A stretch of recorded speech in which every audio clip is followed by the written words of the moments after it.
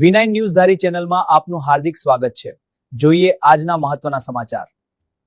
ધારી one વિભાગ દ્વારા 250 કરતાં પણ વધારે પાણીના પોઈન્ટ કરાયા શરૂ, DCFએ આપી માહિતી। હાલ વૈકલ્પિક પાણીના સ્ત્રોત ઊભા કરવામાં આવ્યા છે, જે સતત 4 મહિના સુધી અવિરતપણે ચાલુ રહેશે। વન વિભાગના સંરક્ષણ અને સંવર્ધનની બાબતમાં વન વિભાગની કટિબદ્ધ।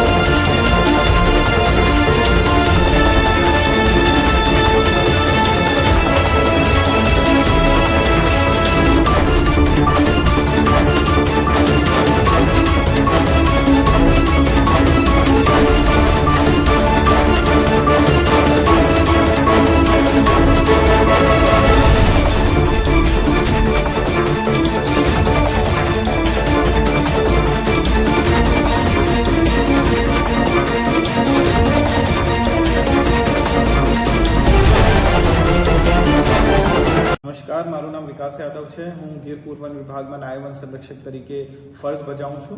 અને જેમાં બધાને ખબર છે કે હવે ઉનાળાનો સિઝન ચાલુ થઈ ગયો છે અને આપણી જો તપોભૂમિ છે સૌરાષ્ટ્રની અને જો સાવજની ભૂમિ છે, અહીંયા કોઈ પણ પાણીની પ્રોબ્લેમ કે મુશ્કેલી કે અછત નહીં સર્જાય, આ વસ્તુને ધ્યાનમાં રાખીને ગીરપુર વન વિભાગ દ્વારા ઘણા બધા પાણીના પોઈન્ટ મેન્ટેન પણ કરવામાં આવી રહ્યા છે, નવા પોઈન્ટ ઊભા પણ કરવામાં આવી રહ્યા છે। ગીરપુર વન વિભાગમાં 250 આજુબાજુ પાણીના પોઈન્ટ અત્યારે ચાલુ છે।